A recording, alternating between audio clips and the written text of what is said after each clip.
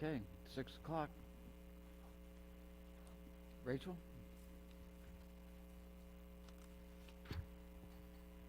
Yes, sir. Welcome, everyone. For the study session tonight, we have just 45 minutes because we have our public hearing on our mid-year budget adjustment at 6:45. For the study session agenda, the only item we have is to review and discuss the regular session agenda. There's just a few number of items, but we figured there might be a decent amount of discussion for them. So if you pull out your agenda, item number 5, unfinished business, we need to remove from the table a resolution to enter into a professional planning services contract for the development code rewrite. So, this is a project that is one of our top priorities this year. We went out for bid for professional services, and we had 2 responding consulting service companies. Orion is the company who performed the best.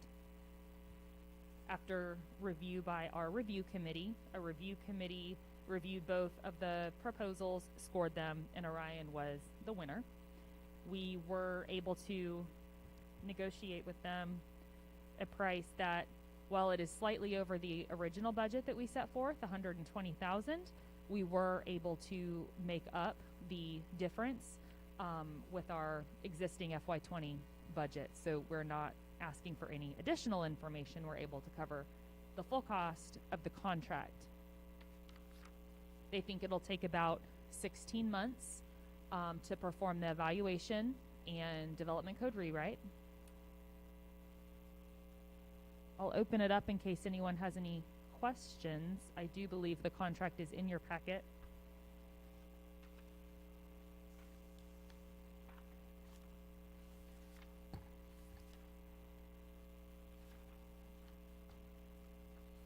And we have Libby here as well, if you have any questions for her about the RFP process, the company who we have for your approval tonight, anything of the sort. For tonight, when if any of our directors come up, they'll come up to the microphone here in the middle. But yes, Mr. Brooks. What's the proposed beginning time of this contract if it's approved? What's the start date? They could start as early as August. We are going to appoint a sort of a steering committee to help work with the planning department and the consultant. So we'll need to identify who those folks are. Libby will visit with the consulting company to find out if maybe there are some things that we can do in parallel to each other, maybe some back-end work. But Libby's had extensive discussions with this group to refine the time frame and the project. So they're ready to go. They have the availability to start working with us. This initially was going to be on the agenda in June. And so at that time, we thought we could even get started in July. So Thank you. as soon as possible. Thank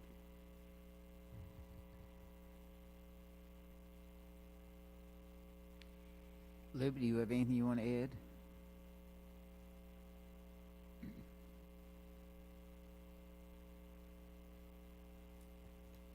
Okay.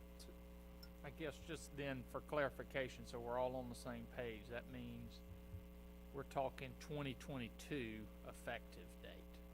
It's basically what we're saying. If we start in August, it's going to be the end of 2021 before we would be at a point to adopt this. Presumably around January 2022 is when a new code could go into effect. Yes. Okay. Let's get moving. Yeah, we're excited.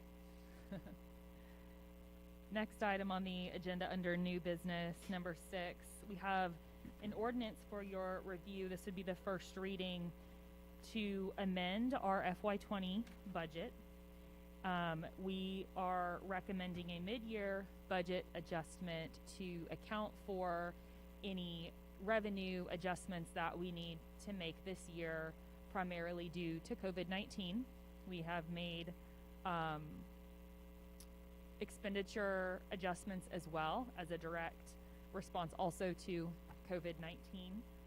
In just a moment, I'll turn it over to Cammie because she put this together quite quickly. She knows the full extent of this, but I do just want to make sure that everyone knows not every department was affected and not every fund was affected, but the departments that did have any changes, we worked with every single one of them to ensure that any cuts to revenues and expenditures were properly accounted for. There are no surprises.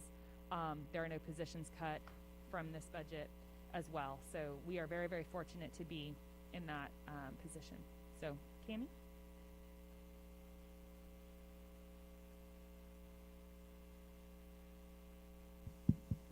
Okay, can you hear me? I'll just do a brief summary of the budget adjustment. The main fund, operating fund that was adjusted is the general fund, and the primary reduction of revenues was related to items where people normally gather together. So you're looking at tournaments that got canceled, one specific large tournament, the Nike Peach Jam. You're also looking at rentals of our facilities where people gather that we did not allow because city facilities were closed. So that is honestly, that is the reason for the revenue reduction. And so then the next step was to look for expenses that could be reduced.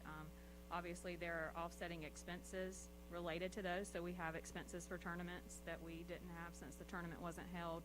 We have expenses related to rentals of our facilities, additional cleaning products, paper products, etc. All that added up as a reduction to offset that reduction in revenue. The state also implemented, we typically have a 1% increase every year right now, related to the retirement plan, and they chose not to have that increase go into effect July 1, and we budgeted for that increase, so we got to recoup those savings as part of this budget adjustment. And then we just had various other items that allowed us to have savings. We recognized any opportunity we saw where funds had not been spent. To do so, through this budget adjustment, I would point out that we took an extra conservative measure and increased our contingency expense account in case COVID does cause us to have to shut down additional programs in the fall, such as our football program, anything like that, just to provide some additional cushion should something else come forth later in the year after we've adopted this adjustment. So just some additional breathing room, additional conservative measure. So we were glad to be able to realize that. The next fund that was had an adjustment is the Riverfront Central Core Fund. We took a look at that. That is related to tourism measures. Tourism isn't actually happening as much as it used to. So we looked at, were the projects on the table critical right now? Could they be down the road projects? Could they be postponed to a future budget year where tourism is moving, where we have people at our recreational facilities, at our tourism facilities, and so we chose to de-obligate those funds at this time. We did not adjust the revenue numbers related to that. It's ever-changing. Revenue streams we thought would be less. Some businesses are doing very well, some are not. So it's just so up in the air and moving, and it didn't really impact the decision-making process in de-obligating the expense. So we only touched the expense for that fund. The largest impact was the restrooms at Riverview Park, the splash pad area. And that is the budget adjustments. The first one, I believe the city's done, Kelly, if I'm recalling correctly. We haven't really had to do one before, so this is our first take on one of those.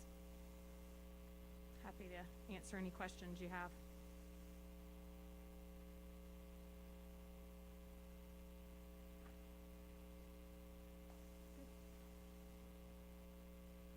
I've got one, but not necessarily for Cammie, but with the whole issue. Rick, I'm assuming that was most of that was probably due to the Peach Jam and some of the sports and things like that. So Rachel, have we heard anything from the governor as far as, possibly when we might be able to start using the new amphitheater, anything of that nature? Or are we still kind of in limbo on that as well? We're in limbo on that as well. We had a meeting this morning to talk about festivals and use of amphitheater. This is a waiting game for us right now. All right. Yeah. Thanks.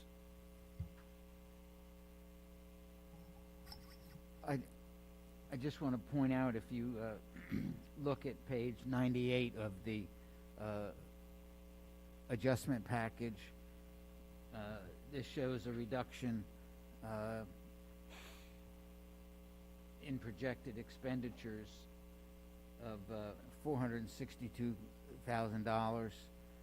That's primarily hospitality tax. If I say anything wrong, Cammie, jump up and yell.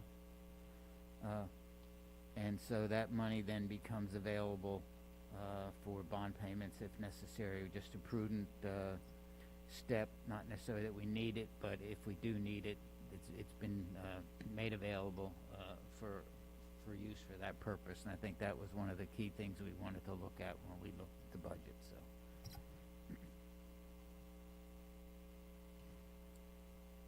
Any other comments, questions? I mean, overall, it looks to me like it's a relatively modest adjustment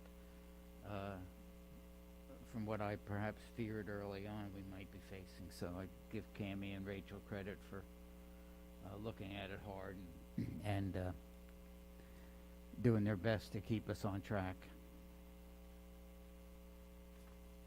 Thank you. I think it's also a testament to our directors and their wise spending as we moved into March. And even though we were just a few months into this budget year, you know, no one went crazy at the beginning of the budget year. And then as COVID overcame and we were evaluating everything, their willingness to hang tight and monitor expenditures, it really benefited us. So I've made sure to let the directors know that their ability to do that and be team players when it comes to the overall budget has allowed us to be in this particular situation. And some departments, as they've identified where they may not be able to have as much travel and training this year, for example, because there's simply none offered, we've been able to either reallocate within a particular budget. Planning is an example of that, or we've been able to make our budget adjustments in other departments as well. So it's definitely been a team effort in 2020. Rachel, just a quick question. As far as like the past due utility payments and stuff that we had talked about a while back, how is that trending? Are we seeing those kind of catch up as they should be at this point, or what's the trajectory on those? That's an excellent question. I'm glad you asked. I know Cammie is prepared to give you specific numbers, but today at 5 o'clock was the last day to pay prior to utility shutoff. First thing this morning, we had a line of people waiting to get in, I think 8 or 9, and I've noticed people throughout the day. We do still have a number of people on both cycles who are on the cutoff list, and that will begin tomorrow. Cammie, I don't know if you want to add anything else. And I know her staff spend a lot of time today making phone calls to people to ensure that they knew and that they knew what their options are. So they worked hard today. I'm sure they did. Thank you. Cammie has the numbers if you'd like. The numbers are actually looking much better than they were previously when I reported to you all. Cycle 1 is our most delinquent listing of customers, and we are down to 175 customers, which is just a little over of a day's disconnect for us, which is very positive. 42% of those customers are over $100, and they represent about $20,000 total collections. That cycle will be the first one to go tomorrow through the disconnect process. Cycle 2 has 336 customers, so a little bit heavier, but they'll have a little bit more time to pay. Not scheduled payment, but cycle 2 will start immediately following cycle 1. That totals $69,000. We do have one large customer on there that represents $20,000 of that balance, and 49% of those customers have a balance over $100. So about $90,000 total through the disconnect process this week.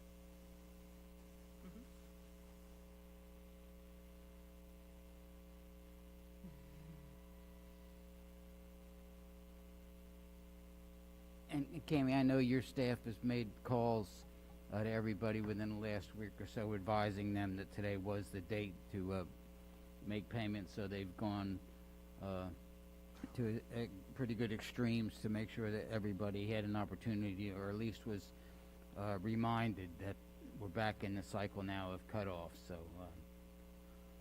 I know they've done their part, so I appreciate that. Yeah, that was a very good call on staff's part. Thank you. next item. Item 7 under new business. This is receipt of information only. So this is an action taking from the Planning Commission. There was a request for a text amendment submitted to them. It was not approved by the Planning Commission. So tonight you have under item 7 is just receipt of information, the entity that made the request for the text amendment, and the staff report. So at a future meeting, we will take this up with a vote.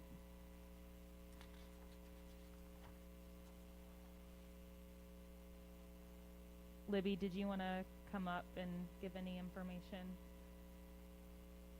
Specifically, this was for a church who's requested to allow electronic reader boards on signs for commercial or institutional use in a residential district, and then they've also requested an adjustment to allow the reader board to cover 100% of the sign, which is more than what the development code allows.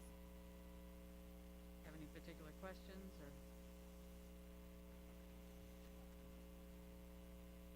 It's just to receive the information at this time. You have another one pending too, right? Is that a Yes, sir. sign request?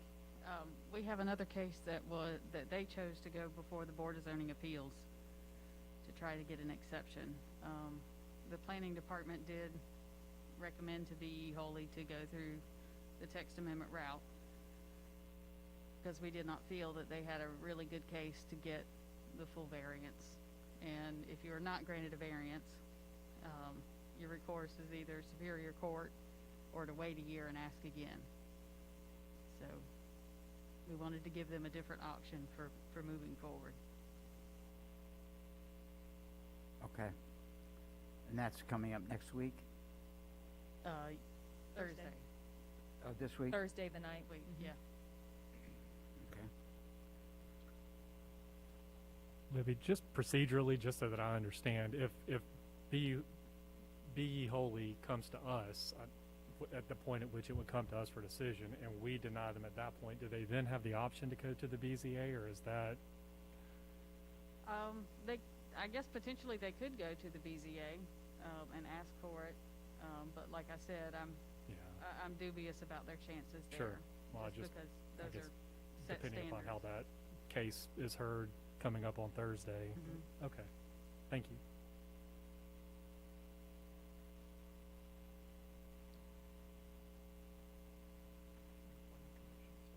Anyone else? Thank you. Thank you, Libby. The last item that we have on our agenda for tonight is consideration of a resolution to recommend that individuals wear face coverings in public buildings, retail, and food service establishments. So, as you all know, this is a resolution that would strongly encourage North Augusta residents and visitors. It would not require the use of the face covering. And I know you everybody I think had a chance to weigh in on their thoughts on this, and it seemed to me at least that, to use Fletcher's word, libertarian outlook and minimizing governmental involvement and encourage people to do it is where we wanted to head, at least now, and not get into the enforcement issues and the difficulties associated with that, and fines and things of that nature. So I think I mean, in my own mind, if I could figure out a way to mandate it, I would, but I just don't think that it's appropriate for. I have my doubts about telling retail establishments what they should require people to wear masks in their own business. So that's just something I haven't thought through fully, but it doesn't look to me to be something that I'm anxious to get involved in, although I know it's been done in a number of cities in South Carolina already, and I don't know how that's working out for them, to be honest. If I may, Mr. Mayor, yeah, I agree. To me, I think it's a stretch for me to mandate that in every private business and private setting that it be required. However, I don't know that this goes far enough. I mean, this is just, recommending and so forth that people wear them. I think we need to be, as a city, an example. And my personal opinion is I think we need to require that in city-owned buildings, just like any business can require masks be worn. And I think that we should set the example and require that inside city buildings where social distancing cannot be ensured. I mean, I know some of our city facilities where citizens don't have interactions with staff. Some of our staff is pretty socially distanced. But in buildings such as this, in Parks and Rec, I just know that we can't ensure social distancing in a lot of those places. We're taking measures like in the lobby and so forth, but I really think we need to make it a requirement that in city buildings, masks are required. If others agree, I'm happy to make a motion to amend this, but I don't think we require them. I think it's going too far. We're requiring everybody in the public and private sector to have them, but I do think we should do more than what this says.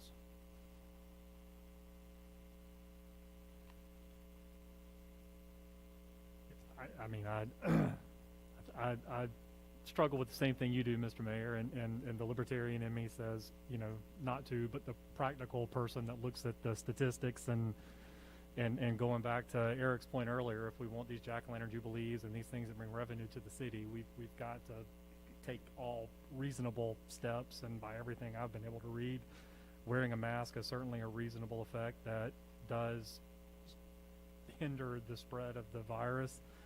But I can't quite get to, just like you said, to parrot what you said, I can't quite get myself to mandating it outside of these buildings. But if Fletcher were to make that amendment to require it in city properties, I think I'd probably support that. I do think I could get myself there. Mr. Mayor, I was in three local retail stores today, and the employees did wear masks, and when you approach the checkout or the cash register, they definitely had their mask on then. So the message is out there, and I'm proud to say that some of the local businesses are following suit. They are wearing the mask. My second point is I too do think that our city public buildings, we should require masks, especially the activity center, community center, even in the municipal building, where people come into contact with individuals. You have to think about the staff in the activity center, those who are in those front offices, those who are in the back offices, more so in the front office because of their direct contact with the public and the check-in areas. To make a long story short, I do concur with Mr. Dickert that we should have this in place for our public buildings. Thank you. Can I just ask and explain where a little bit where I think it gets muddled in a public building? We have employees here as well. We've taken efforts to protect them and also the public with shields and things of that nature, and then to expect certain individuals in this building, cashiers in finance and maybe the people in building standards, to be wearing masks all day, and then others such as me if I'm here, or maybe Libby or others at times. I think it gets a little bit muddled in terms of how to decide who wears it and what accommodations we make for them to be able to wear it all day long. And I think that's that's the discussion that I've had, and I have not yet, even in this, why I didn't include it in that resolution was just for that very reason, is I couldn't figure out how to simply do it, define it simply, I'll say that. May I ask a question? Would it be your envision that if there was a wedding or some sort of event here or at the community center, that those attendees, if they were not actively eating and drinking, that they would be required to wear the masks? Personally, I would say so Okay, in a city building. okay, I would agree. I would say yes. okay. Well, I'm gonna throw something out there. If it's a city building and they're eating and drinking, what's the point in having a mask? I mean, that's my whole thing. I'm not a big fan of them. This is something that's new within the last really 4 weeks has been the big push for masks. I have been on the front lines ever since this started. I have not worn one, and I'm not going to support the resolution at all, because to me, if I say, yes, you should wear this in public, and then I don't, and a lot of it's due to my job. You know, I ask any of y'all to get outside, 97 degrees, see if you can breathe through the thing. You can't. You know, talk about the park, the activity center. If we're doing sports inside, I don't know about basketball, if that's even been lifted yet, but are we expecting those kids to wear masks playing basketball? We're not asking the kids playing baseball. I've been to, you know, my nephew's game up there. You know, so is outside different than inside? I feel like we're making policies based on what we're hearing on the news. You know, I don't know where the truth lies. I'm not a doctor. I'm not a scientist. I think common sense goes a long way. Requiring people to do something, and personally, I feel like this is being voted on for political pressure, and I'm not going to tell someone else that they should be wearing a mask when I know when I leave here, and I'm not wearing one now, and I won't leave one when I leave here. I think that's a little hypocritical. I mean, that's just, unless y'all can all sit here and say every public place you go, you have a mask on, then we're just doing it just, in my opinion, just for show.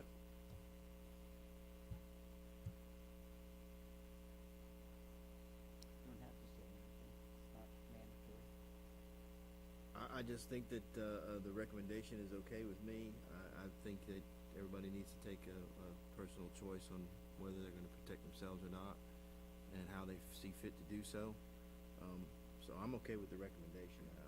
I wouldn't agree with making it mandatory, but recommendation, because I've, you know, you're in and out and different activities, and I don't think that having someone wear it all day long sitting at their desk is appropriate, but that's just me.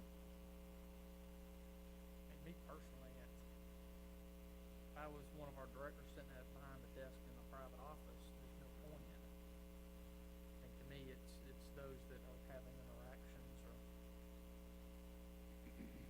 staff meetings where you can't properly social distance. Yeah, I think the people that are dealing with the public on a regular basis should probably wear one on, you know, most of the day, you know, all day.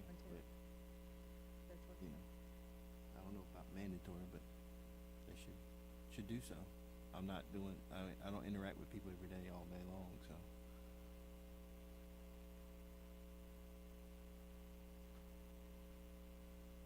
Well, let me just ask a question that's hypothetical, and it just kind of occurred to me. You're saying that if I'm an employee here, I'm mandated to wear a mask, and if I don't, then I'm subject to disciplinary action. Is that where we're heading? I think you open the door for that if you did. If you made it mandatory, you open the door for that. And Mr. Mayor, I think at the end of the day, I mean, people have to make those decisions for themselves. And, you know, I know there are people going to look at me and just be like, oh my goodness, I can't believe Eric feels that way or whatever. But I don't, if somebody wants to wear one and it makes them feel comfortable, I'm okay with that. You know, if you feel that you're at risk, absolutely. I just think making it mandatory in our city buildings when it's not all spelled out, and then how do we enforce it? You know, are we looking at a lawsuit if an employee decides they don't want to wear one for whatever reason? I think you're opening the door for that. Certainly, I would encourage anybody that's at risk or feels that, you know, they feel more secure about doing it to do so. I'm basing this on my personal I mean, like I said, I mean, to me, it'd be hypocritical of me to support this and then turn around when I leave and don't. So, my reasonings are different than everybody. Everybody has different opinions on here. I mean, I guess that's why we discuss it. So, I mean, at the end of the day, I mean, if somebody feels better, you know, they should, but I don't think anybody should be forced to do something they don't want to do. Well, I think the purpose of the mask is not to, my mask is not to protect me, it's to protect you. And Well, the debate's out on that. I mean, you can well, read 100. that's at least how I'm looking at it. So if I choose to wear a mask, I'm doing it out of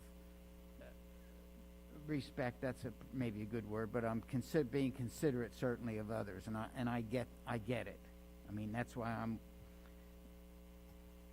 pretty frustrated. I had a recent experience down at the beach where people are crowding in an elevator, and you know you're looked at like you're a oddball when you're wearing a mask. You know, they're not, and that's in closed quarters. That's what you're talking about. You can't social distance. I mean, I get it. I just have the mandatory part of it is what obviously is my question. And you know, I've said it. Even in this building, we've done the best. We've done a reasonable job, I think, for protecting both directions where there's people interactions. We've done it. I don't know whether Libby, we've done it in planning or not, but you have there too as well. So we've pretty much put a barrier for protection, which is in essence what I'm wearing here. So I think we've tried to do that and be considerate of both the customer and the employee. That's my thoughts.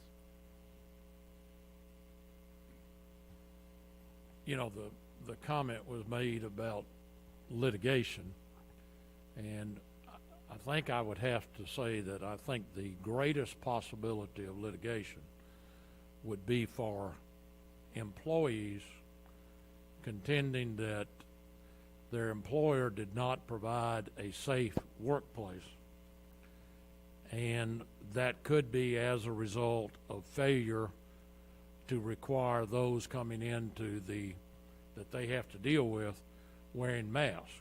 And I understand the theory is who does the mask protect? And I think we're going to get a decision on that sometime, because I'm sure we're going to see that type of litigation. And the assertion is going to be that the employer had the right and the ability to require that anyone coming in to that place of business wear a mask. And if they choose not to require that, and then the employees who are having to deal with those people, something happens, I see that as being when you're going to see litigation, and it's going to deal with exactly this issue.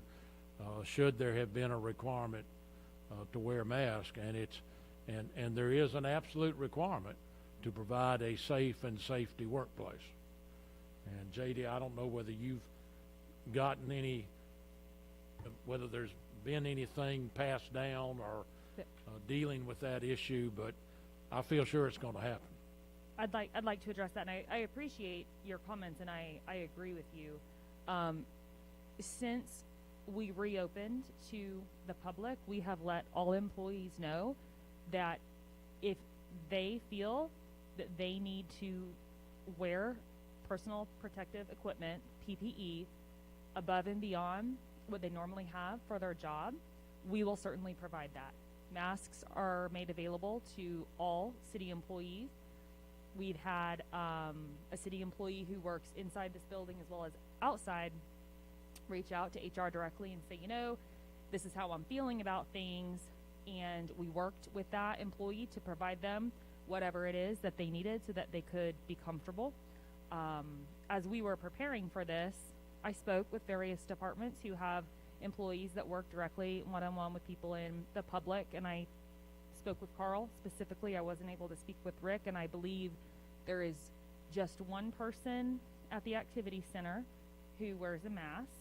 Everybody else feels comfortable not wearing it. We have them available in HR. All departments not only have masks, but sufficient cleaning supplies. We have a very, very thorough and strong policy when it comes to potential exposure to COVID-19 and individuals who test positive. We follow CDC guidelines.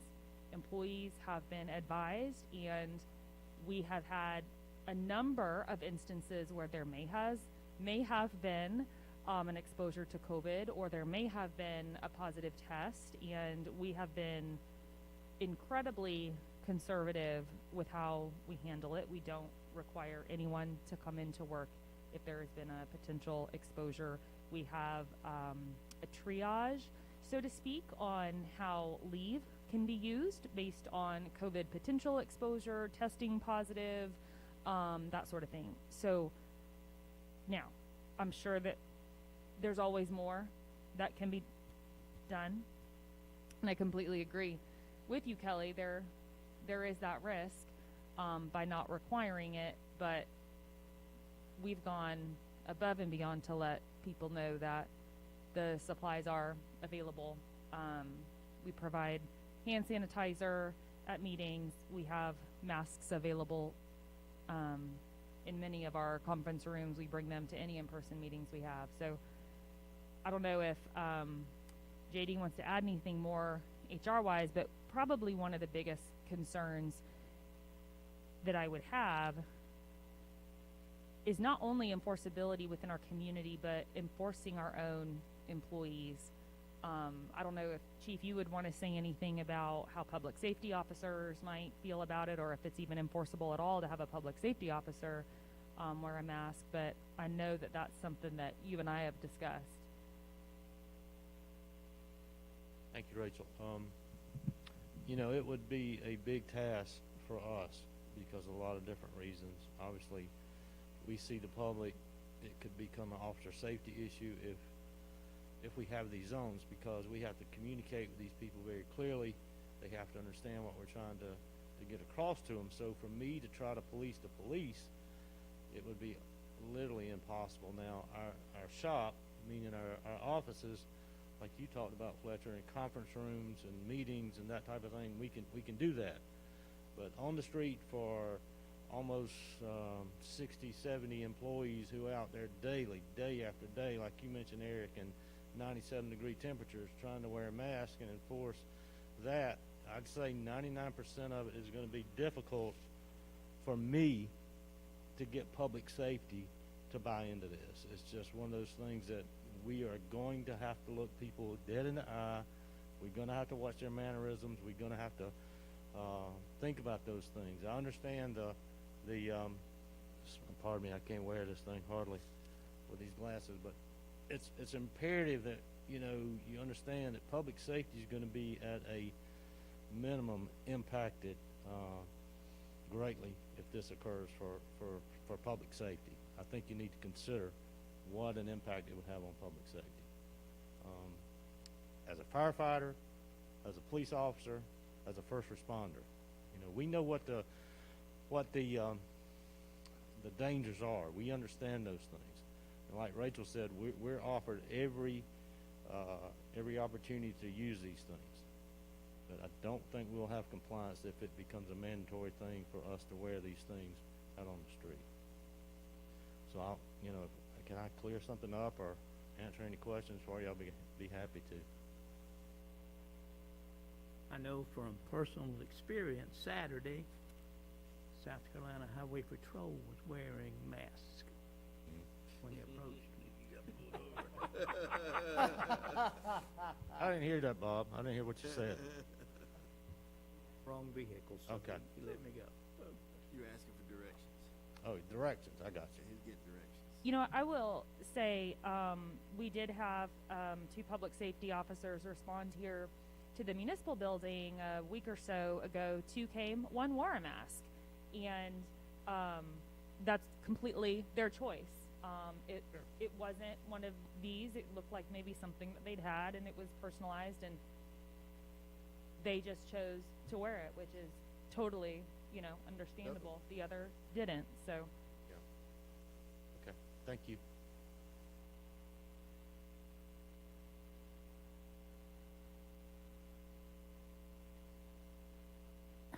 I will say all of the plexiglass that's been installed here in this facility as well as at the activity center, obviously the city paid for that to be installed. We visited with all of the employees who would be affected, and in fact we offered it to many more employees than just those who currently have it, and those other employees elected to not have it. We also know who these companies are and where we can go get more if need be. And we talked about that as a leadership team, knowing if we need to go get something, within a week or two, how can we turn it around? Employees know that if they change their mind and they would like additional plexiglass barriers, frankly, in anybody's office or open workspace, we can certainly do that. I've seen Libby host meetings in her lobby. And they social distance and they have sanitizer and masks on. So, I mean, I'm happy to give any other examples or if you want to hear more from JD, but we take this seriously, that's for sure. I want to make sure everybody knows that. Well, it's interesting, we morphed from the purpose of the being to protect the other person to a workplace now where we're expecting the mask to protect the employee. And Lord, I don't profess to know the answer to how effective the masks are in either direction. I know certainly they're capturing droplets if I'm breathing them out or exhaling them or whatever. How effective they are at protecting me, I don't know. So,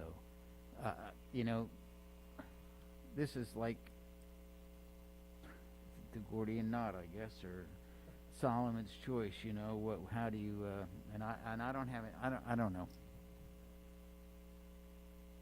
Well, I understand the enforcement issues, and as I think about it, I mean, my thoughts on it were exactly what you were saying. Is it's not so much it's to protect our employees as the public is walking in, and I wouldn't think to enforce it on public safety officers out on the street, but just while people were inside of city facilities. But I support the amendment or the resolution as it's stated, and would vote for that. I still think I'd probably vote for an amendment. But I'm you guys are giving me something to think about that makes me a little more hesitant to do that. I think it's something we can keep on the table, keep monitoring the situation, and certainly it's something we can implement if it becomes necessary in the future. But at the minimum, I think this resolution is the minimum that we ought to do. Well, and I think that's a good point, is that this is not the end all. There's another meeting in 2 weeks, and if we can certainly be flexible enough, in my opinion, if it needs to be revised and made stronger, that's appropriate, and we're not prevented from doing that. So I profess no wisdom at this point. Rachel, we kind of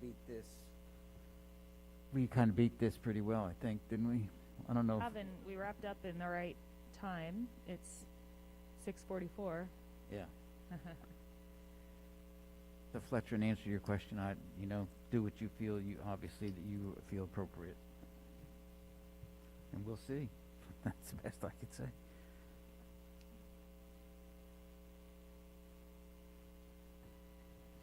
Anything else? No, sir. Okay. Counsel? Kelly, while we got a minute, if you can help me. If Fletcher were to propose an amendment, we would vote on the amendment, and then subsequently we would either vote on the amended resolution or the resolution as it was originally presented if the amendment fails. Is that correct? Okay.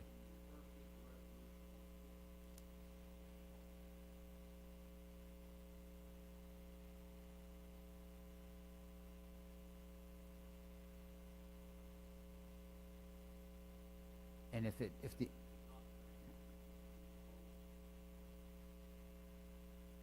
okay, so got it. Thank you.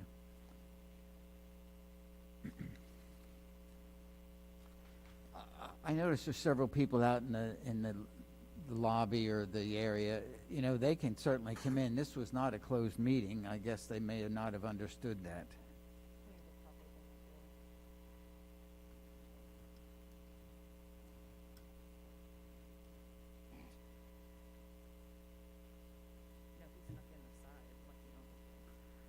I apologize, gentlemen. We were not in a closed session. That was the study session, which was public, and so.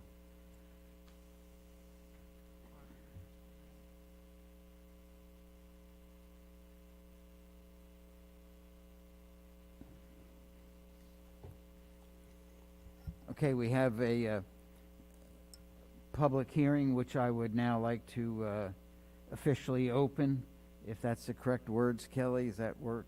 And this is a public hearing on the proposed budget amendment, which will be considered tonight by council. Reflects revised revenue estimates and also revised expenditures. So if anyone has any comments or questions on it, we'd be certainly willing to entertain them at this time. If you raise your hand, and we can sequentially go through them. Yes, sir. Would you please come down to the microphone if...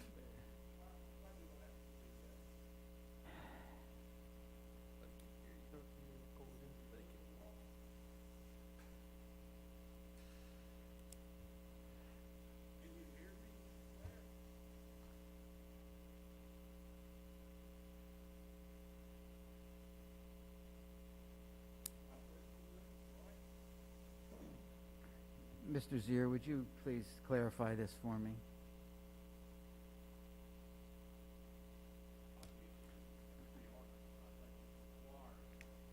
Person addressing council come forward.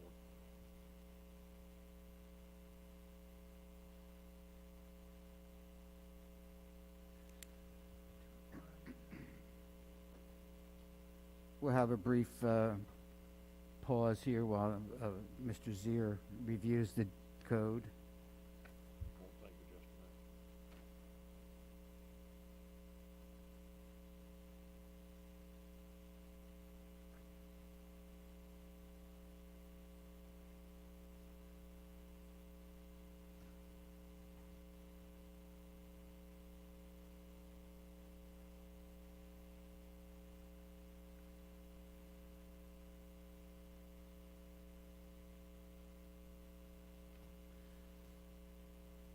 Section 2-63 of the City Code provides that each person addressing the council shall step up in front of the rail, shall give such person's name and address in audible tone of voice for the records, and unless further time is granted by the council, shall limit the time to 5 minutes.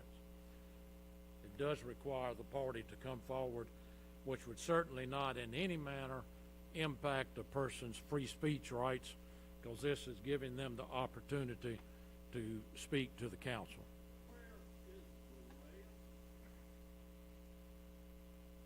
It's over at the old council chamber.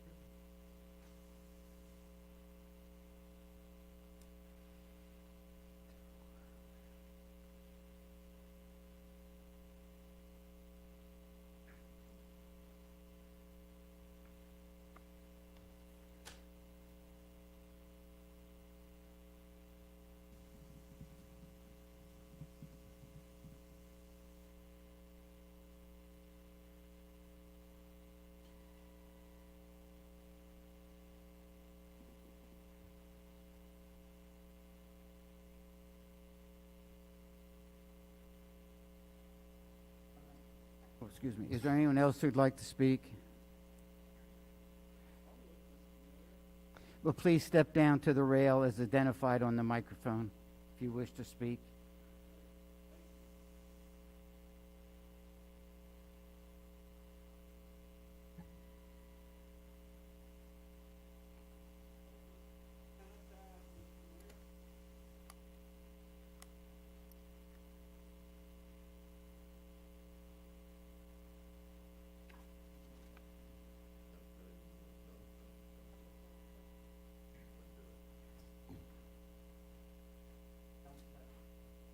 Don't touch it. Don't feel safe, don't touch it.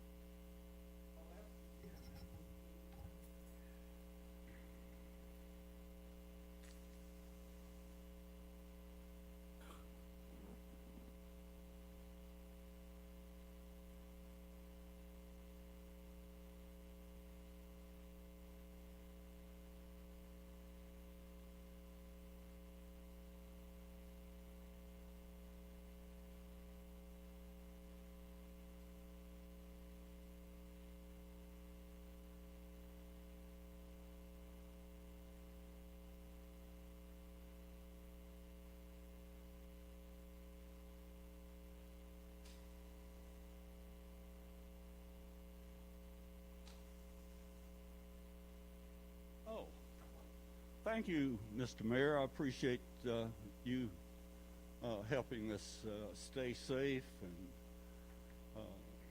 And the thing I wanted to address, what does this consist of? The public has had no information about what you're getting ready to do. How can you do something without notifying the public?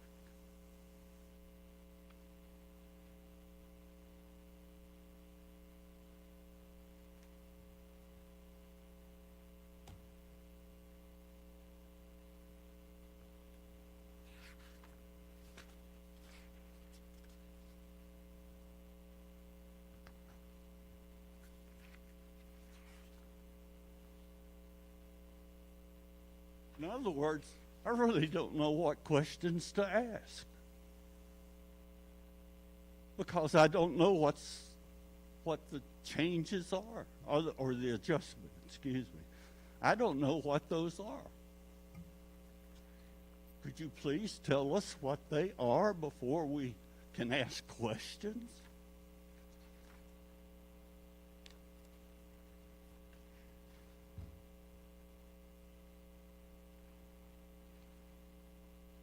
Ms. Hayes, would you, within the remaining 5 minutes, would you give a quick overview of the changes that we've made as it relates primarily to public, to Parks and Rec, and the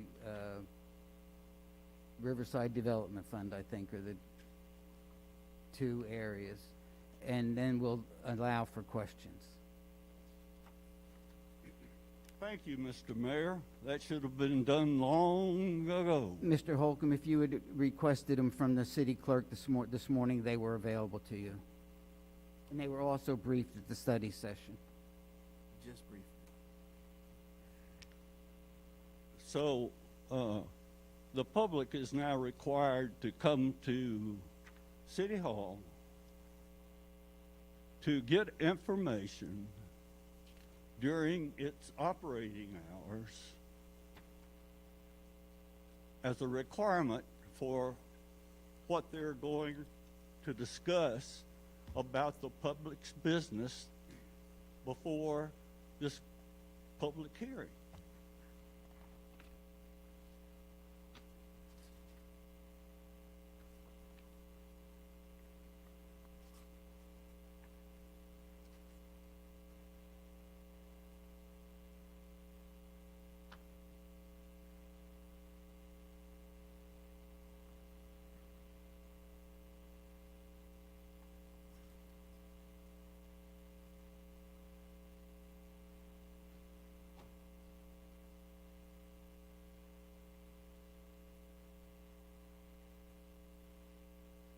Mayor, would you like Cammie to give an overview of the budget adjustment? Yes, I asked her to. Okay, thank you.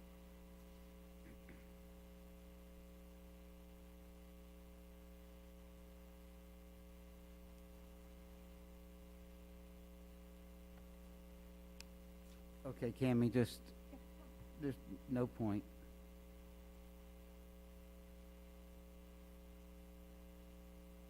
Mayor and City Council, I would draw your attention that we did publish the public notice as required for budget adjustments. And the budget adjustment packet is also published on our website under the financial transparency page, as well as under budget documents. We did make an adjustment to the general fund. We reduced revenues. Most of these revenues were related to things that the city hosts that require people to gather in large numbers in public places. Those things include tournaments, recreational activities, rentals of city facilities, etc. Those caused around a $740,000 adjustment to revenue. We in turn had several offsetting expense adjustments, and those will be related to events that we did not hold. So we have tournament related expenses, expenses related to renting our facilities, such as temporary service labor, overtime, supplies, etc. We were able to capitalize on the fact that the state of South Carolina did not implement the 1% increase that we had budgeted for related to the retirement system. So that was an additional benefit for us. We established an additional amount as contingency should we see further impacts from COVID-19 as we move into our fall sports season, such as football. There were also additional adjustments to the Riverfront Central Core Fund in the expense area. We identified expenses that were not critical to the current year. They were also related to people gathering in public places, including a restroom facility at the splash pad at Riverview Park. And we have currently chosen to deobligate those funds and not move forward with the project until a better time is identified in a future budget year. Thank you. I appreciate her statement, but the only figure I heard was $740,000, and that wasn't broken down. Mr. Mayor, I ask you and the council to provide the public a copy, at least on your website, of what she has just addressed.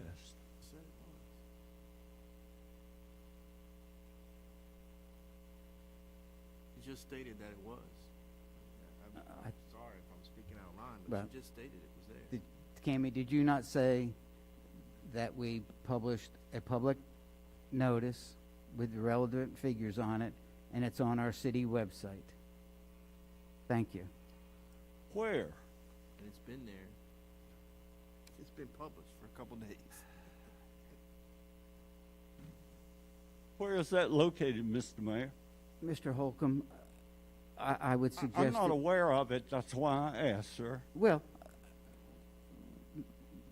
Ms. Hayes just told you, I'm not knowledgeable about all the links that you would have to click on. You perhaps, if you went, and she talked about it on the transparency page, that's where it is. I remember now. I appreciate that statement. If you don't know, then how in the heck does the public know?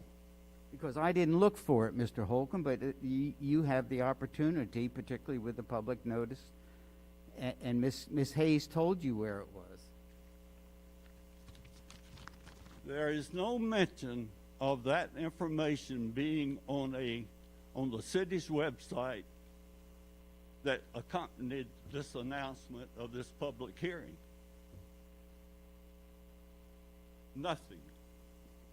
Okay.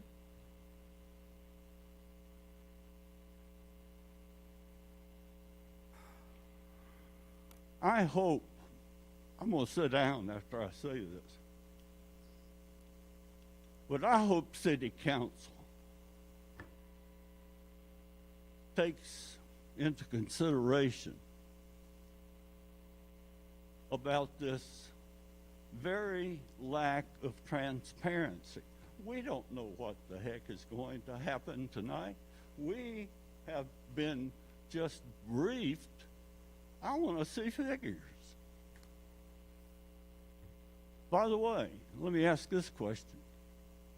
Was the $500,000 allocated to the lock and dam removed? Mr. Holcomb, the $500,000 to the lock and dam was a capital project sales tax 4 item. This is not the capital project sales tax 4. This is a city 2020 budget. So the answer to your question is no. Thank you, Mr. Mayor. Council, I hope you table any discussion of this until the people, us, them, those out there, have been properly notified of the amounts involved. Thank you. Is there anyone else who'd like to make a comment about the budget in the public hearing? Hearing none, this public meeting is adjourned.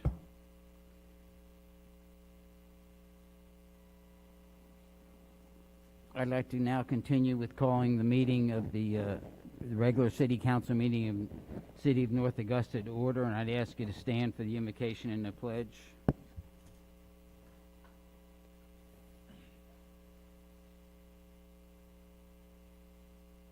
Dear God, we continue to be faced with the reality of the COVID virus in our community, state, and nation. The lives of too many of our neighbors and friends have been affected by the disease and by the economic impact on their lives. We ask your blessing and healing hand on those so afflicted. For this council, we ask for wisdom, patience, and understanding as the issues before us are considered. We ask you to bless the employees of this city as they serve. Please keep them safe and healthy. Amen. I pledge allegiance to the flag of the United States of America and to the republic for which it stands, one nation, under God, indivisible, with liberty and justice for all.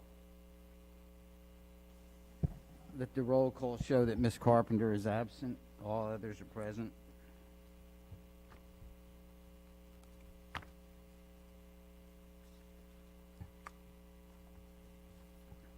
Council, you've been provided the study session and regular meeting minutes of June 1st, 2020, and also of June 15th, 2020, and the minutes of the special called meeting of June 22nd, 2020.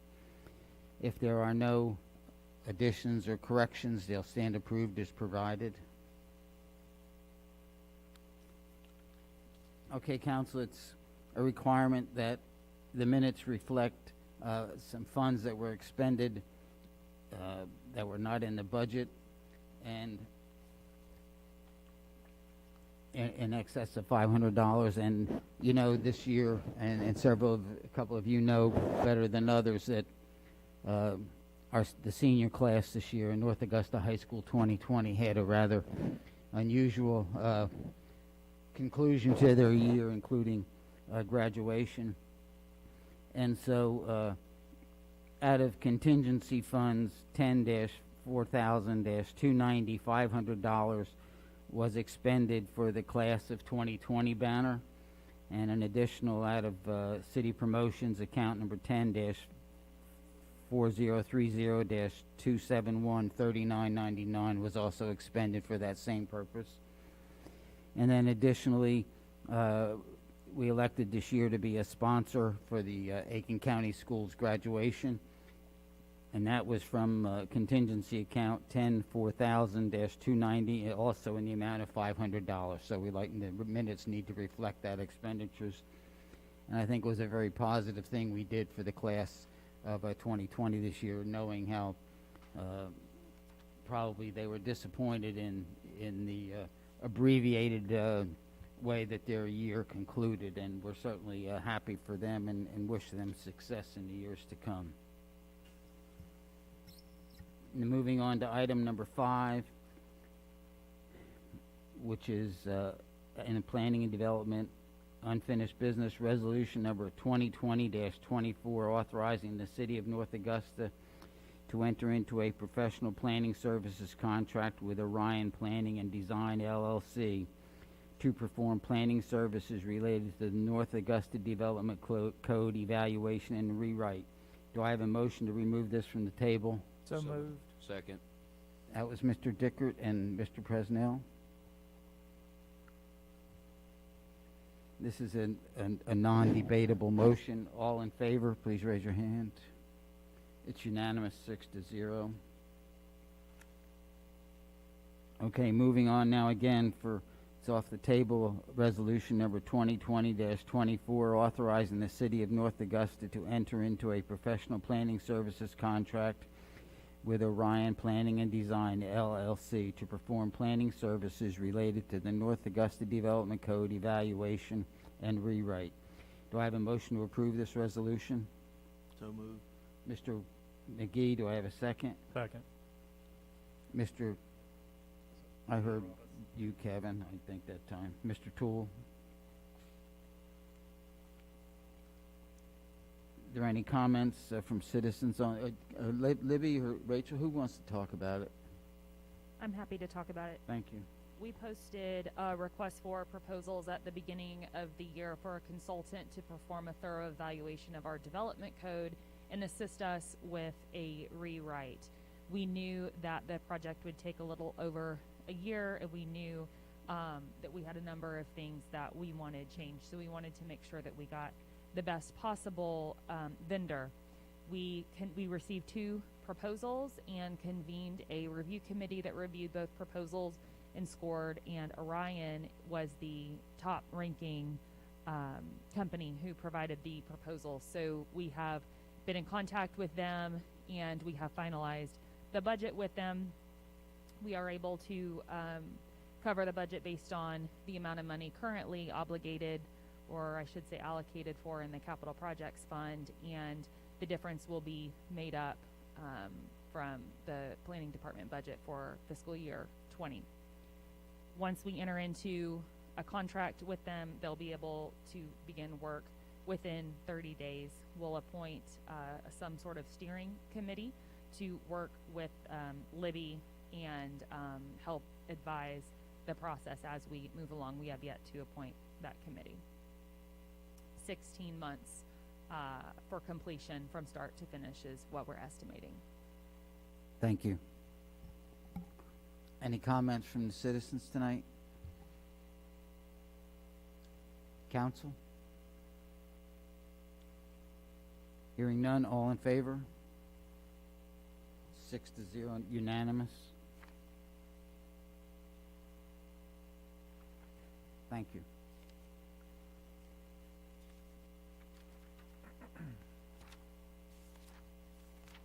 Moving on to new business, item number 6, finance ordinance number 2020-17, amending the budget for fiscal year 2020 containing estimates of proposed revenues and expenditures by the city of North Augusta, South Carolina, for the budget year beginning January 1st, 2020, and declaring that same shall constitute the amended budget of the city of North Augusta for such budget year. This is the first reading of the ordinance, and the chair moves to adopt it on first reading. Do I have a second?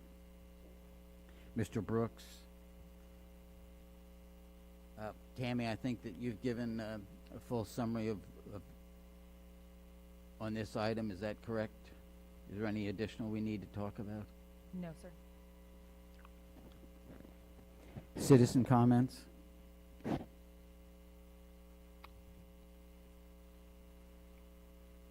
Council? Mr. Mayor, and for the public's sake as well, while Mr. Holcomb was talking, I looked on my iPad and I found on the city's website the public hearing notice, and it specifically says who to contact at the city to obtain a copy, as well as it being indicated that it's on the city website. I went to the city website and found the proposed budget adjustment, as Cammie mentioned. To Dr. Holcomb's point, it is, you got to click a fair amount of little buttons to get to it. We could have made it a little easier, but So I would ask that we try to make sure it's a little easier to find in the future, but it was all readily available and on the city website, as well as it mentions contact the city clerk.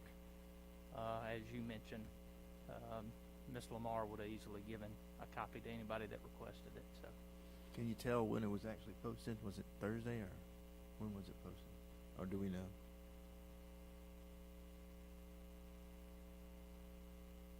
I'm sorry.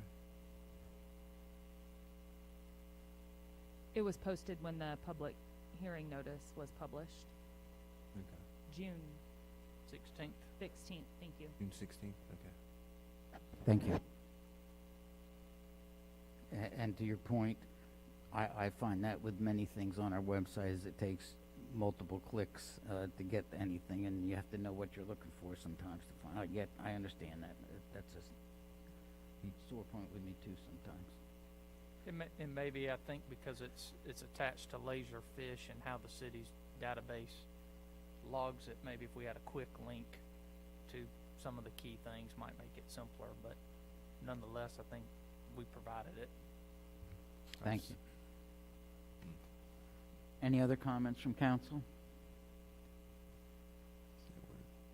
All in favor of adopting this ordinance on first reading? It's unanimous. 6-0.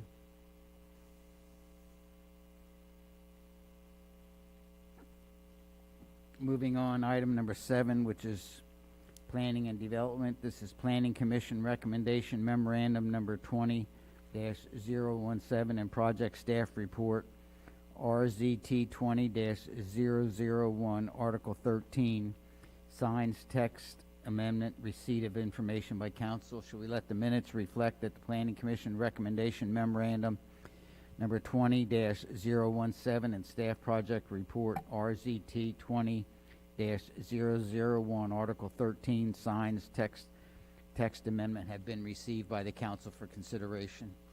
Thank you.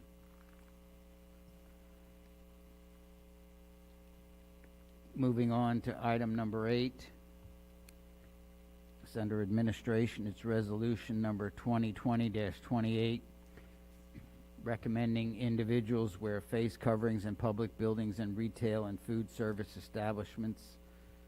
The chair will move to approve this resolution. Is there a second? Second.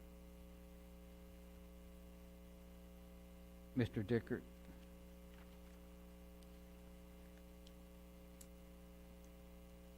Kelly? Do you want to amend it? Kelly, is this the time to amend it or after comments?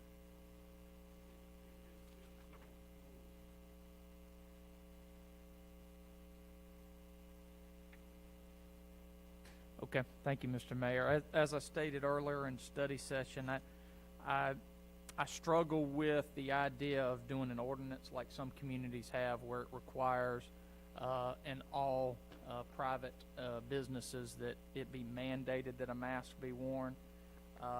However, I don't think this resolution strongly recommending and encouraging people to wear them in public is strong enough. I think that, you know, what the experts are saying is masks are to be worn to not necessarily protect yourself, but to protect others. And I think we need to, as a city, lead by example. And as such, I think it's prudent that we require masks be worn inside city facilities where social distancing cannot be maintained.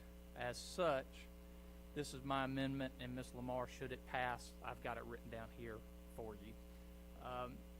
My proposed amendment, I'd like to make a motion that we add, and Kelly, you would have to determine where paragraph-wise this would go, that the amendment would read, to require masks be worn by everyone within city facilities or portions of city facilities where social distancing cannot be maintained. End of my motion. Is there a second? I'll second it. Okay.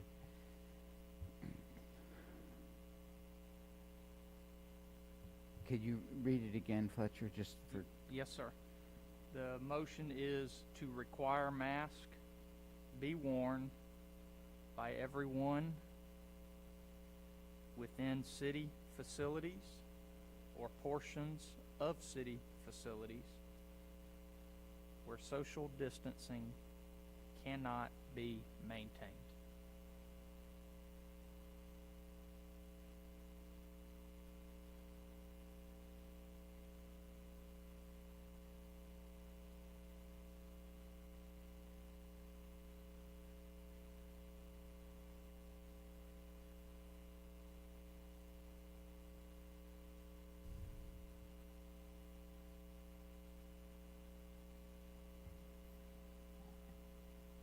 Councilman Dickert, to make sure that I understand, that is an addition to what is in the resolution here? Correct. Meaning that would be, that section would be a mandatory requirement, and then the now therefore that's in here now with the 1 through Yeah. 4 sections would remain in there. Yes, sir. Yes. So it would be number 5 or something to that, or I think it 4A would actually or be something. prior. 4A, renumber. Mr. Or Mayor, not. I think if that would go before, after the last whereas clause and before the first now therefore, Okay, due to the fact that the wording in the other is the recommendation as opposed to a requirement. so we'd have 2 down, now therefores, like now therefore, Yes, sir. now therefore masks shall be required to be worn, et cetera, and then another now therefore with the recommendations. Okay, that's fine, but are there any comments from citizens?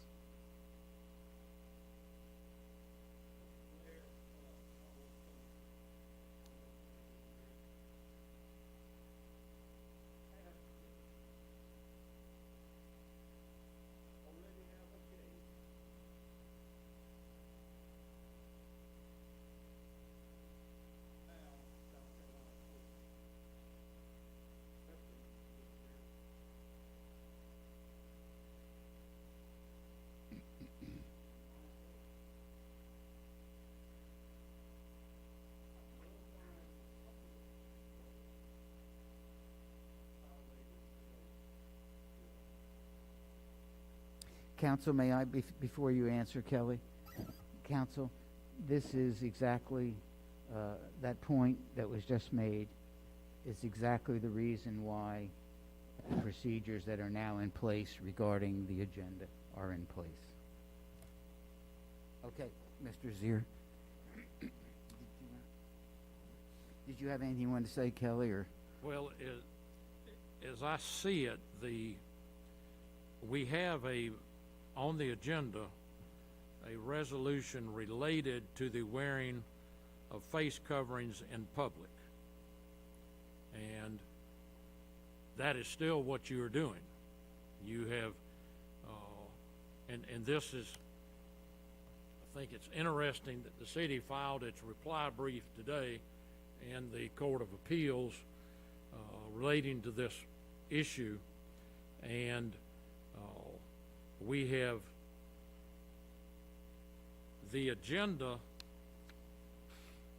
without question here, is this 2-page document that you had, and if you would read Resolution 2020-28, recommending individuals wear face coverings in public buildings and retail and food service establishments. Without question, it is a resolution related to face coverings. There is a little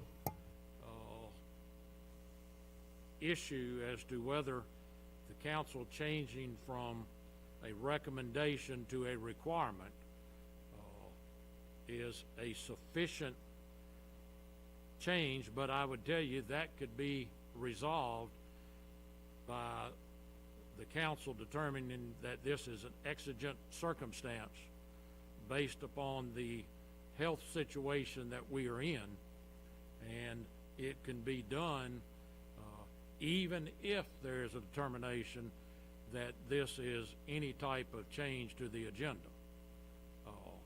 But in order to do that, council would have to also make a determination that it is an exigent circumstance that requires action tonight.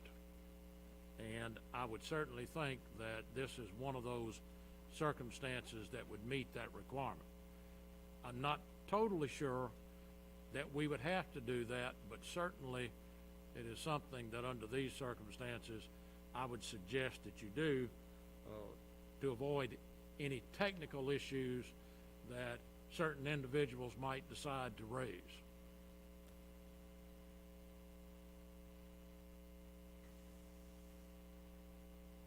Okay, you wanted to, or you want me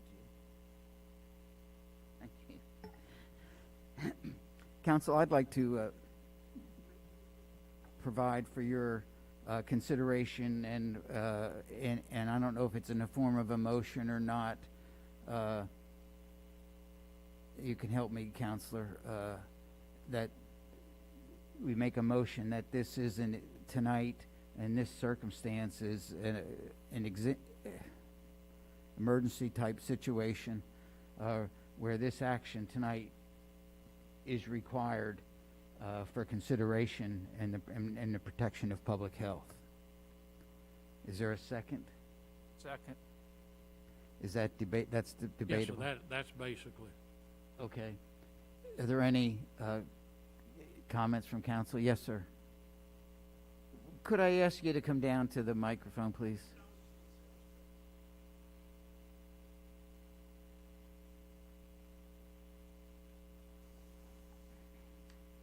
Mayor and council, I have a quick question as the amendment. Facilities is a pretty broad term. Are we just discussing indoor facilities?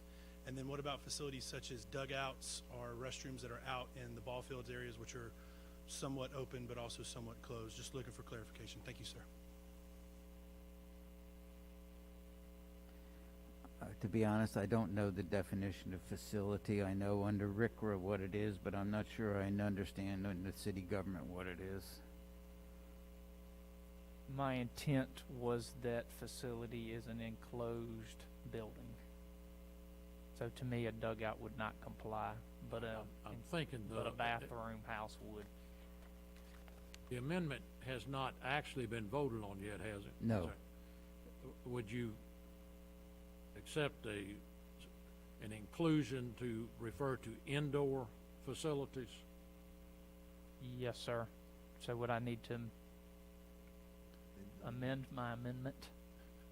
Well, since it has not been voted on, I think if you would just restate it to include that in it, that would, I think, would take care of that. Okay. Should we deal with the emergency vote first? Because I think we've got two issues we've got to vote on.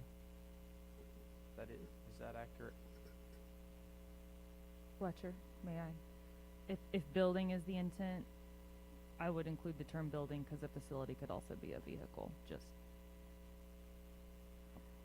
Okay, Fletcher's question is, do we vote on the language before we determine that it's an emergency? I think that would be Well, I think yeah, we'd have to. become satisfied with the language before you vote on the amendment itself. Okay. If I could restate my amendment, council.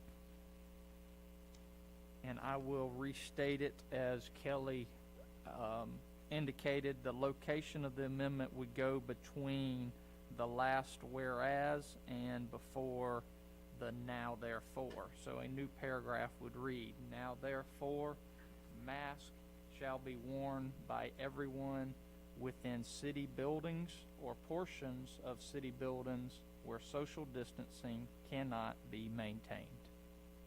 End paragraph.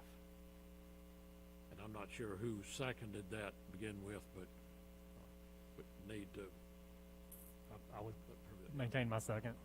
Okay. Thank you. Now,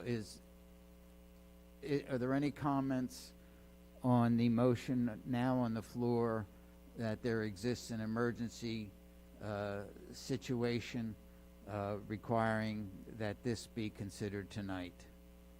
from citizens?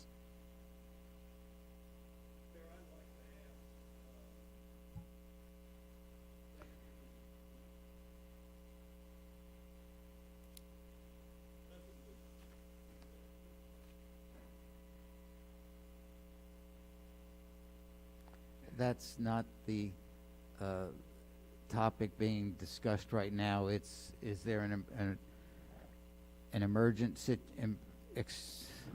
can't think of that word, Kelly, emergency situation tonight that would require this to be considered tonight? Is there any comments on that?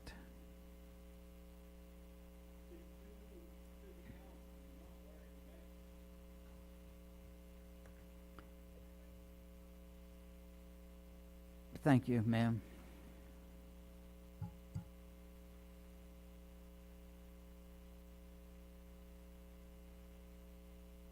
There are over 40,000 cases in South Carolina right now. That's an emergency. People are dying and people are getting sick, and there are long-term effects that happen to people who have COVID and recover. That's all I have to say. Thank you. Any other comments on the validity of there being an emergency situation requiring action tonight? Ms. Mitchell, you want to speak? I'd just like to say that I just had to wipe down the banister, and we're fussing about whether or not we should pass the resolution.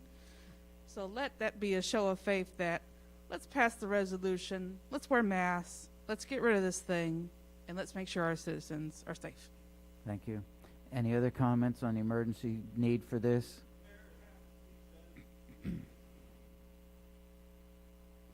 Any other comments on the fact that there's an emergency requiring action tonight? Hearing none.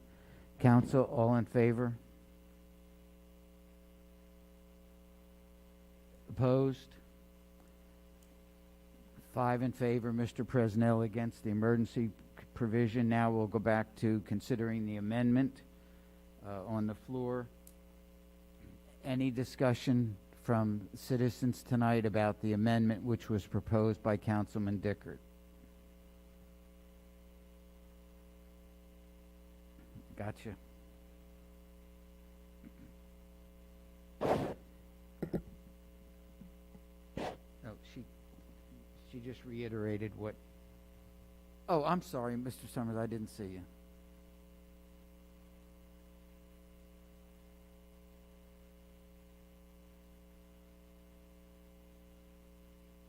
My name is Wesley Summers, and I reside at 987 Campbellton Drive, North Augusta. First of all, I applaud you all for what you're doing. I hate these things, but I'm going to give you an example of why you're not taking it far enough. I went to Kroger this afternoon about 1 o'clock. Must have been 100 people in there. I was one of 11 that had on a mask. No social distance. I'm not dishing Kroger because it's at every store you go into. I don't think you're taking it far enough. I think if you go out the front door and go to a public place, period, you ought to have a mask on. That's it. Thank you for what you're doing tonight, though. Thank you.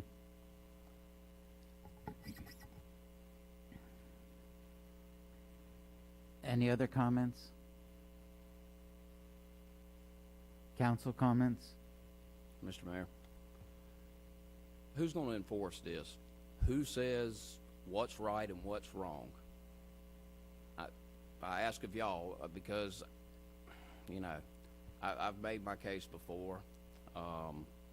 People can look at me and say whatever, but I'm not going to vote for something that I know when I'm outside or I'm in public, I'm not going to wear the mask. We're talking about the amendment now. And I'm asking who's going to enforce it. Chief, do we have enough manpower? What's the penalty if someone breaks it? I mean, we're just throwing something out there, and nobody wants to answer those questions. Okay, thank you.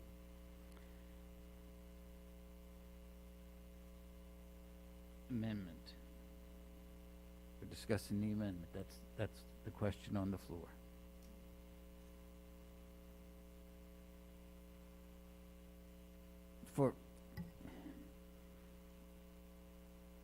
For reasons that I mentioned before, this is, I think, from the practicality standpoint, in terms of enforcement, and what does enforcement mean? We require that, but if there's no penalty associated with that, if we do it tonight, I think what's at the this meaning? point, it's not really a penalty. It would be, this is required to have access to the building. That would be, anyone violating this would be asked to leave the building is what would take place. Okay, so we're just talking about someone then being downstairs, full-time, monitoring that action. And then at the activity center, public safety headquarters, courtroom, and any other building that we have, which requires then an attendant enforcing it. So we have to be clear on that. Thank you for that clarification, Mr. Zier. Any other comments from council? Okay, hearing none. All in favor of the amendment, please signify by raising your right hand. Mr. Toole, Mr. Dickert, and Mr. Brooks opposed. Mr. Presnell, Mr. McGee, and the chair.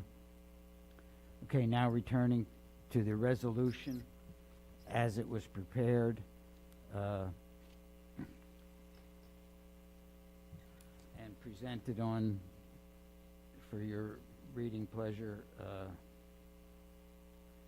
Rachel, do you have it in front of you? Would you mind reading it? The resolution. Yes. I have the unamended version. That's fine. That's, Okay. yes, the amendment failed 3-3. Resolution number 2020-28, recommending individuals wear face coverings in public buildings and retail and food service establishments.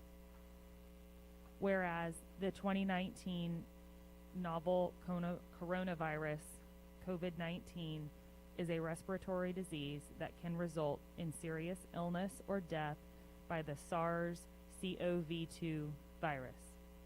Whereas on March 13th, 2020, the President of the United States declared that the COVID-19 outbreak in the United States constitutes a national emergency. Whereas also on March 13th, 2020, the Governor of the State of South Carolina issued Executive Order 2020-08, declaring a state of emergency based on a determination that the COVID-19 possesses an actual or imminent public health emergency for the state. Whereas the Governor has subsequently declared a continued state of emergency in Executive Orders 2020-15 on March 28th, 2020-23 on April 12th, 2020-29 on April 27th, 2020-35 May 12th, 2020-38 on May 27th, 2020-40 on June 11th, and 2020-42 on June 26, 2020. Whereas South Carolina is experiencing a dramatic increase in the number of identified new COVID-19 cases, and as of June 30th, 2020, the total number of persons affected are as follows. In the state of South Carolina, 36,267 confirmed cases, 735 deaths. In Aiken County, 387 confirmed cases, 10 deaths. In the city of North Augusta, which is comprised of the zip codes 29841 and 29860, 131 confirmed cases.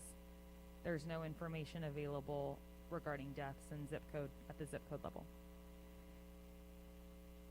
Whereas health authorities, including the CDC, the Surgeon General of the United States, and DHEC have recommended the use of face coverings as a means of preventing the spread of COVID-19, and now therefore it is strongly recommended and encouraged by the Council of North Augusta, South Carolina as follows. Face coverings be worn by all customers while inside the enclosed area of any public building and retail establishment.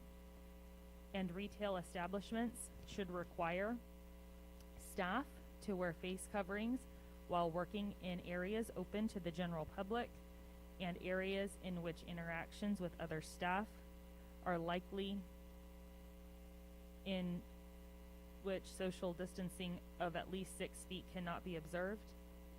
And food establishments should require staff who interact with customers, including without limitation delivery personnel, to wear face coverings while working. Face covering in this resolution means a uniform piece of cloth, fabric, or other material that securely covers a person's nose and mouth and remains affixed in place without the use of one's hands. Face coverings include, but are not limited to, bandanas, medical masks, cloth masks, scarves, and gaiters, provided that they are worn such that they securely cover the person's nose and mouth. Done, ratified, and adopted by the Mayor and City Council of the City of North Augusta, South Carolina, on this 6th day of July, 2020. Thank you. Any comments from citizens?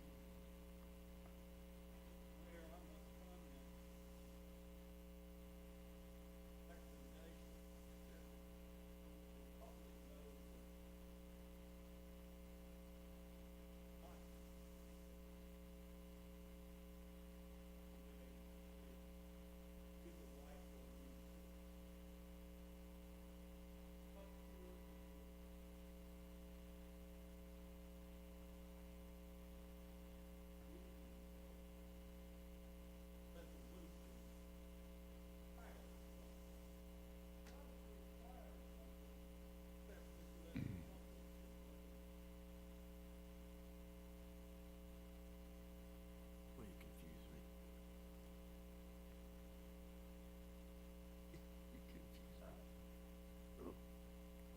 For the audience's sake, there is nothing in this resolution which requires anything. As it was read, it recommends, and that was the discussion we had related to the amendment which was considered previously. So, any other comments from citizens? Comments from council? Mr. Mayor. You know, I know everybody's sitting here looking at me without a mask, okay? I personally don't believe in them. However, I do recommend, if you are at risk or if you feel comfortable, we had a discussion in the study session before many of y'all were in here about some of the precautions our city has taken, and that allowing, you know, if people want them, they can wear them. I just feel like that infringes on people's rights to require something. I certainly encourage it. The reason I don't support it is because I would feel like a hypocrite when I leave out of here. Due to the nature of my job, in and out, here, there, in the heat, I don't wear them. And that is the only reason I am voting against it, is because if I vote for this and y'all see me out in public, oh, well, look, there's Mr. Presnell. He's not practicing what he preaches. That is exactly why. But I would encourage anybody at risk, anybody that feels, you know, comfortable to do so, please do. That's all I really had to say, Mr. Mayor. Thank you. Anyone else? Okay, hearing none. All in favor of the resolution, raise your hand. Opposed? Passes 5-1 with Mr. Presnell voting no. That completes the formal agenda. We now come to the point of administrative reports. Ms. Moody? I don't have anything tonight for the report. Okay.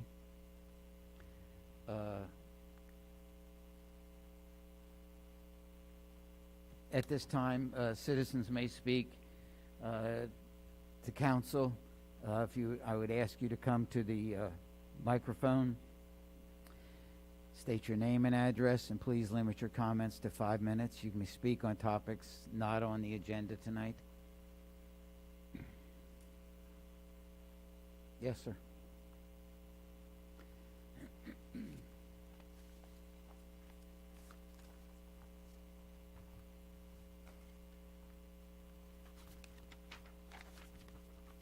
Good evening.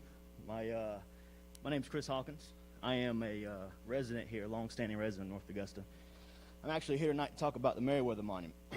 And I have with me over 3,000 signatures and comments for the removal of this monument, as well as a prepared statement that I'd like to read to you. Before you, do you have a copy that you can provide to Miss Lamar when you're finished? You give my statement? Or Yes. Yeah, she can have it, absolutely. Okay. All right. So again, my name's Chris Hawkins. I'm a proud resident of North Augusta. I was born and raised here in North Augusta. I'm here tonight because the city of North Augusta is not a progressive city. Some people may see the new amphitheater as a sign of progressiveness. I look at the name of Veterans Park, and I see the name of a white supremacist in Wade Hampton. Some people may see the name of John C. Calhoun Park, a man who advocated for slavery, in the form of the baseball stadium being named after, and I see a monument that talks about the ideals of white supremacy. This hateful monument honors Thomas Meriwether as a man who, quote-unquote, exemplified the highest ideal of Anglo-Saxon civilization. By his death, he assured to the children of his beloved land that supremacy of that idea. I believe this monument is worse than the Calhoun statue that was removed in Charleston. The Calhoun statue, which was recently taken down after 123 years, certainly deserved to be taken down. That statue, however, doesn't have the racist and supremacist rhetoric that the Meriwether Monument has engraved. When I see that statue, I see a town, my hometown, that upholds this idea that whites are superior. I see a town with residents who think this type of behavior is okay and defends that idea of white supremacy with their might. These are the same residents who attend church on Sundays. They smile, they worship, they pray to God, and the entire time they scoff at the very notion of tearing down a symbol of hate and oppression. This city has known about this shameful monument for nearly 3 years. The city partnered with historians and came up with an extensive report about the events of the Hamburg Massacre. The massacre was not a noble cause.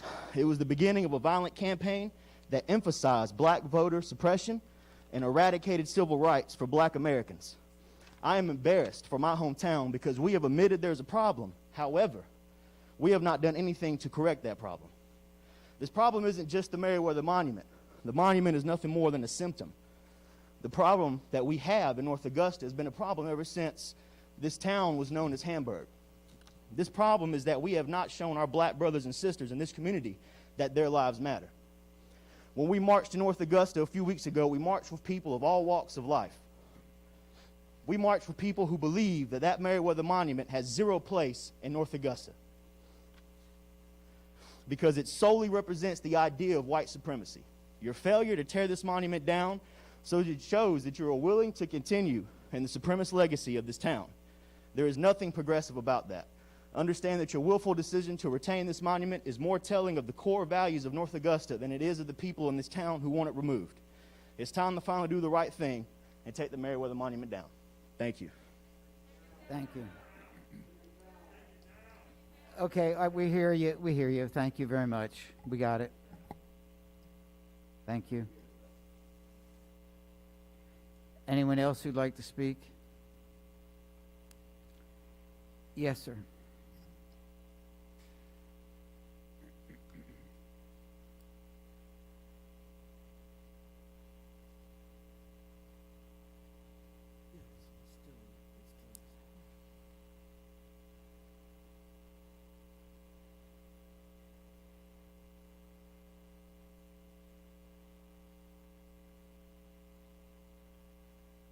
Mr. Mayor and Council, I just want to say that I admire the person who just spoke. I admire his support. Because you know what? They're doing exactly what the Constitution of the United States allows them to do. They're peaceful. They're not charging down here or saying anything. I like that. That's the way that discussions should be handled. Give and take. Agreed?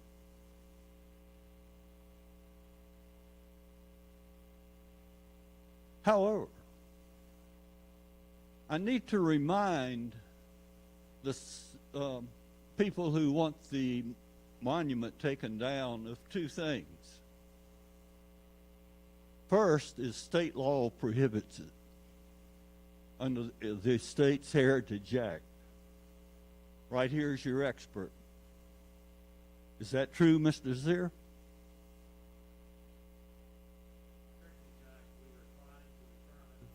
And we're trying to get information from the Attorney General's office as to whether it applies to the Meriwether Monument. We have been attempting to do that since 2017. We waited on results of a case out of Greenwood that the Attorney General's office was of the opinion would make a determination as to whether the Heritage Act was constitutional. That case, quite frankly, ended up being resolved without a decision. We have once again written back to the Attorney General's office, not really dealing with the constitutionality of the Heritage Act, but inquiring as to whether or not that act applies to the Meriwether Monument. And we are pursuing that determination so that when we have a ultimate determination as to what is to be done with the monument, it would not be based upon someone saying that the state says you cannot take it down. It would be that the Heritage Act does not apply to it, and then it'd be up to this body to decide what to do. We're not to that point yet, but we're trying to do it and do it in a proper legal manner to ultimately make a determination what's going to be done with that. Thank you, Counselor. I appreciate that. There is one other thing that I wish to state about the previous speaker's address. Great, really, address to this body. And that is that the town of Hamburg was established almost a century before the town of North Augusta.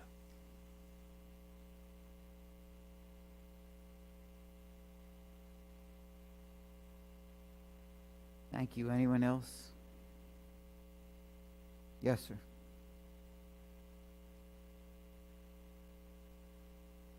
Mr. Mayor, Jim Huff. I came here tonight just to make a brief statement of support for one of our city agencies.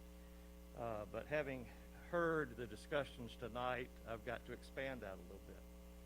I'm a lawyer. I love the law. I'm proud to be an American. This is the greatest country on this planet because we ensure the rights to our citizens, first of which is the right to free speech and assembly. You don't have that across this world. We have a lot of countries that deny it. You see what China is doing with Hong Kong right now. They will imprison, torture, and kill its citizens that disagree with those who are in power.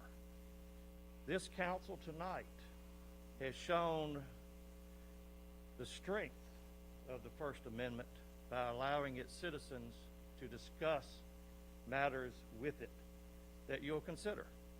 I'm proud of this council for doing that. I'm proud of our citizens for showing up tonight to make their voices heard.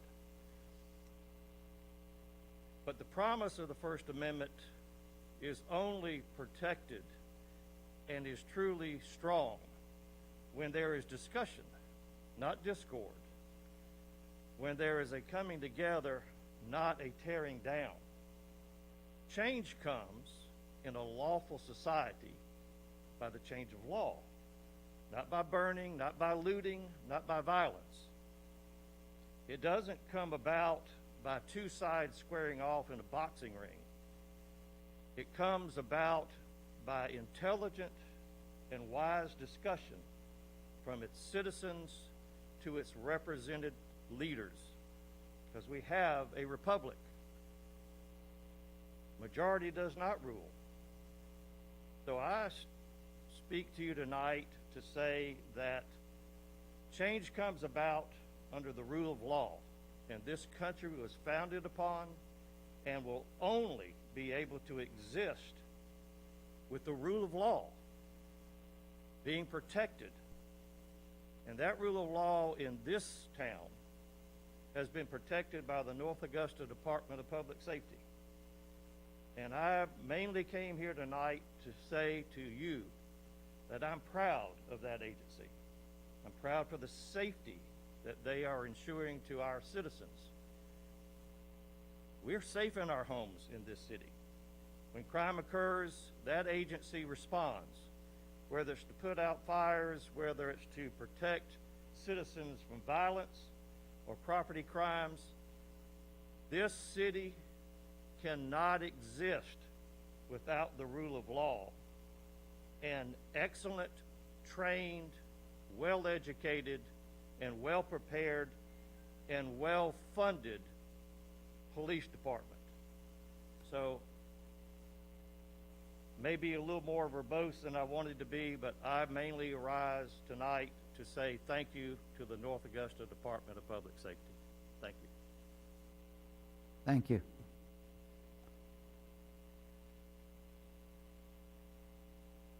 Anyone else?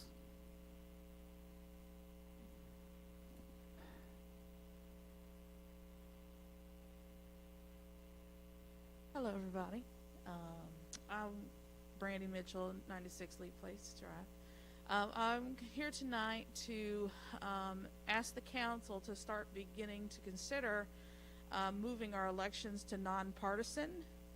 I believe that due to the nature of the way that we currently do things, what it does is it begins to pigeonhole people into parties, and due to the makeup of our city, what it do is it will not allow people to vote people based off just their merits. But what they'll say is, oh, they're Republican, I'll vote for them, or oh, they're Democrat, I'll vote for them, versus then looking at the person and voting based off the person. Another thing I'd like to add is maybe a consideration for a ranked-based voter system, which allows people to vote their conscience and allow to, if we have 5 people that are up for election, we say, you know what, this is my first choice, but I also like this person, so they're my second choice. And there are other cities that have done this, and people like this system. They don't feel like they're pigeonholed into voting based off left or right, Democrat or Republican, but they're allowed to vote their conscience. They're allowed to make a decision that doesn't pigeonhole them. I believe it'll open up for more citizens to feel comfortable to run for office, and they also won't feel like they need to run a particular ticket in order to win in this county or in this city as well. So I would strongly recommend that the city start looking at that and remove partisanship out of our elections. Thank you. Thank you. Anyone else? Yes, sir.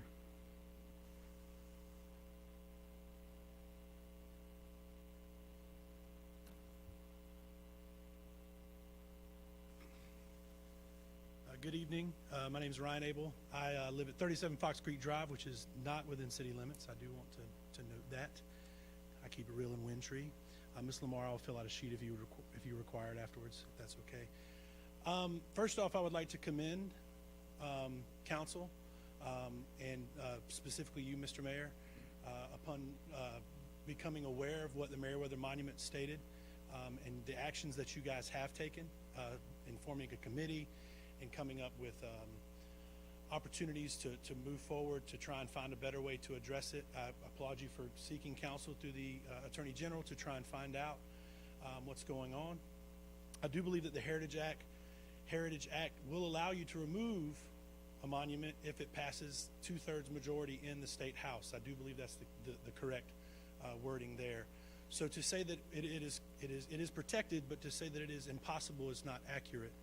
Have we, because what I'm trying to say is that I feel like you guys have done a good job, but the time for talking and the time for committees is through, I think, for me personally. I can't speak for anyone other than myself. The Meriwether Monument is detestable. And I don't think anyone here is talking about trying to do anything illegal. I believe that it's important that it went up lawfully, and I think it's important that it comes down lawfully. But we're speaking about a man who didn't live in our city, who was from not even in our county, I don't believe. And we put it in the center of town, in the most busy part of town. And I don't think that was done on accident. I believe that it was a propaganda piece. And that's my personal opinion. Obviously, I don't have the ability to go back and talk to Mr. Jackson, our founder, to ask him his opinion. But it wasn't selected to go right in the middle of Main Street for on accident. And I do believe in the document that you prepared, Mr. Mayor. Mr. Jackson promised to the state legislator from Edgefield that it would be given a prominent place in our community. So that on purpose, it was put in an important place on purpose. I've known you all, except for you, Mr. Mayor, for a long periods of time. I respect you all. I know that you're going to do the right thing. And currently right now, I believe that the right thing is for us to act. I don't necessarily know exactly what that action is under the law. I would advise you to seek that counsel through our city councilman, our counselor. But forming committees and talking about it's got to, at some point, has to go somewhere. And I know that you guys will have an opportunity to rebuttal, and I look forward to your comments in that regard. But I implore you to maybe make a motion to the State House through our local legislator here, Bill Hickson, or through our state senator to say, North Augusta does not like this, and we don't want it here. Or we don't like it as it currently stands, and there must be adjustments. And I think that is something that you could be on the forefront of maybe making positive change here in the South, specifically South Carolina and the county and the city in which we live in. Thank you guys so much. Thank you. Anyone else?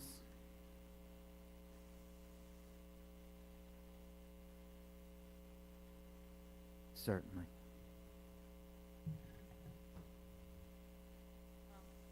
One thing that Chris failed to mention is we did submit our signatures from our petition for the monument, and we've also submitted some social media comments for your review as well. As you take the into consideration taking down the monument, we will continue to protest as long as that thing still stands. So we do kind of meet and pester you about it because we want it gone. So we're going to continue to protest until it's gone. Thank you. Anyone else? Council?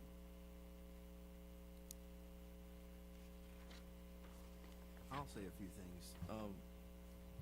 The concerns of the Meriwether Monument, I sit on the committee that the mayor put together, and we've sat in many discussions to talk about how we should handle the situation, and should the monument come down, should we do some other suggestions, add to it, take it away.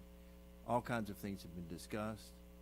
We spent a lot of time on it. I know the mayor dedicated a lot of his time, a lot of time to his report, and it has been on the forefront of his brain and thoughts and everything else. It's been a major issue or thought for me as well ever since it was brought to my attention in 2017. I never knew what it said. So to all the people that are here, I want you to understand it's very important. I think it is a hot topic or whatever you want to call it. It's on the top of the list. So we are working on that. I have faith that we're going to make a good choice on how we're going to handle it. I just want to make sure we do it legally so we don't have any issues in the future. And like I said, we've had some input from other people, and I believe that when we have some other meetings in the future, we'll probably entertain more input as well. I was shocked on some of the input I got, or I heard on both sides. I've heard some very strong worded letters on both sides to me personally. So it's not, no one's forgetting it. No one's pushing it to the side.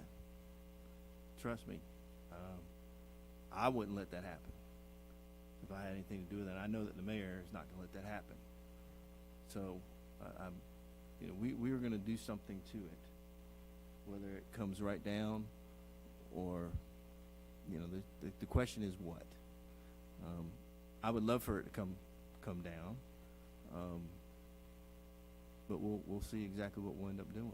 I just want everybody to understand that it's a priority. It's not sitting there just sitting there to the side. It's a priority, in my opinion, at least to me. That's all I wanted to add. Thank you. Anyone else?